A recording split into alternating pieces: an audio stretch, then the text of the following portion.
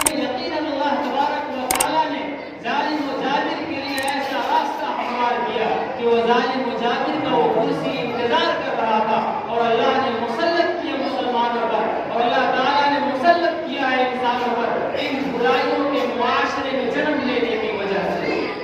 چوتھی قسم جو بیان فرمایا اللہ کے رسول علیہ الصلوۃ والسلام، وہ فرمایا وما نقض قوم عہدهم الا سلط اللہ علیہم عدوا من غیرہم، کہ اگر یہ معاشرہ وعدہ خلافی کرے گا، وعدہ کا پابند نہیں کرے گا،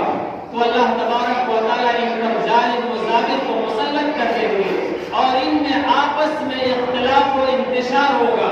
آج ہمارے معاشرے میں ہم اور آپ ایک جگہ، ایک گاؤں، ایک مسجد، ایک سوسائٹی کے رہنے والے ہیں، اپنے اگل بغل اپنے غریبانوں میں ہم جھانک کر کے دیکھیں کیا ہمارے اور آپ کے دلوں میں ایک دوسرے کے خلاف اتحاد و اتفاق ہے، یا ایک دوسرے کے خلاف عداوت، دشمنی، بغض، حسد، جلن ہے؟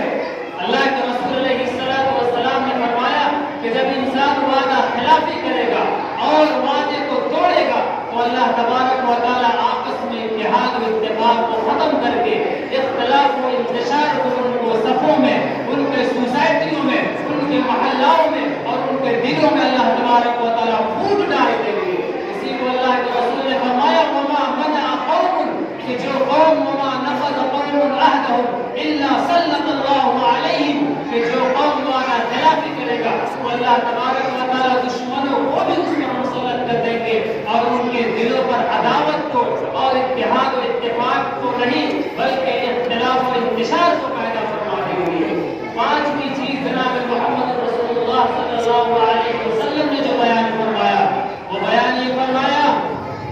وما لم تعمل ائمتهم بما في كتاب الله